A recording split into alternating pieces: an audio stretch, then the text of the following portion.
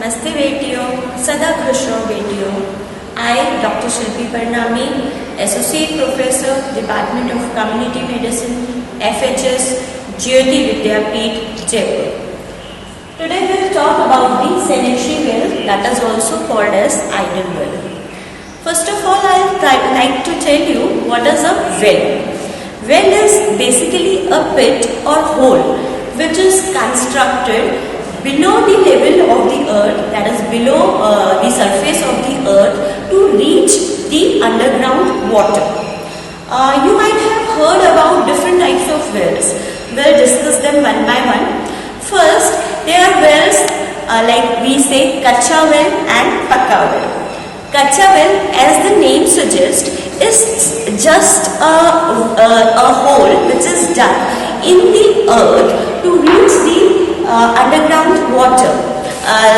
It is just lined with the mud, and it is constructed only on the grounds which are hard enough. Otherwise, the well will sink and the pit will get closed. It is constructed in the areas where the water level is not very deep, because it will be very difficult for the well to reach there. And moreover, it is more likely to be contaminated, as it is not very deep and the lining is made up of clay. So the contamination from the nearby area can easily get into the water. Next, we will discuss about the deep well. The pakka well. Pakka well can be constructed in a loose ground also, because we do lining of concrete, of cement, so it comparatively more durable than a kacha well. It can be constructed anywhere and it can reach deep into the ground also, and comparatively it is a safe well. Next, we will move on to the wells, which are again they can be shallow well, deep well and artesian well. Shallow well, it's not about the depth, it's about where you are getting the water. If you are getting the water from the first impervious layer of the earth, then we call it as a shallow well. And shallow well is basically the water is comparatively hard but not so hard. But again, it is more likely to be contaminated. The area around the well from where the contamination or the infection or any unhygienic things can enter the well, that is called as cone of filtration or zone of influence.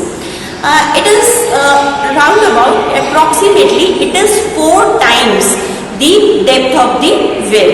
From this cone of filtration, the contamination can easily reach the well. It is very easy to construct. It is not very difficult, because the water you are getting from above the first impervious layer. So it is comparatively easy to construct. Next, we will move on to the deep well. The deep well, again, it is not about the depth of the well. It drains the water below the first impervious layer of the earth. So it is called as a deep well. The water here which you found is more harder, because the water goes inside the first impervious layer. So all the minerals and everything get mixed with the water. So the water becomes comparatively harder. But again, the best part is that it is safer, because the contamination cannot reach deep inside. The layer of the ground, the soil, the layers of the earth, they act like a filter. So the contamination doesn't easily reach this much deep. So comparatively, you get a safer water from there. But obviously, when you go very inside and below the first impervious layer of the earth, it is comparatively difficult to construct it. You need some different things, different equipments to construct the deep well. The third type of the well is artesian well. Artesian well, in this well, the underground water is even above the surface of the earth, because it is held between the two impervious layer which water is held here in pressure, and when you dig it will come out as a fountain. But this is uncommon in India. It is commonly found in some places in France. Now I will discuss about the sanitary well. Sanitary, or the other name is ideal well. Why do we call it an ideal? It should be ideal in its location, it should be ideal in its construction and cleanliness. Moreover, the purpose is to give the people safe, clean drinking water, and that too comparatively easily. So, location of the well should be ideally up to 60 meters. If I am residing here, so well should be constructed in 16 meters. If you go beyond, it should not be more than 100 meters. So, within 100 meters from where the people are residing, the well should be constructed. Now, about its construction, the inner lining of the well should be up to 6 meters from here to here. It should be 6 meters. Till 6 meters, the wall should be lined from inside. The wall of the well should be lined from inside up to 6 meters.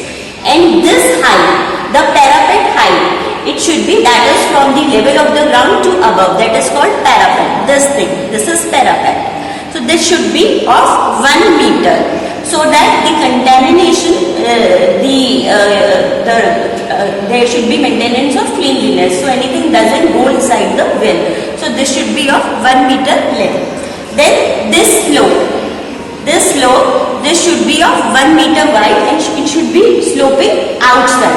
So when you are taking water from it, so if water spills on it, then it should not go inside the well. It should come out. It should flow from here and go out of the well, not inside the well.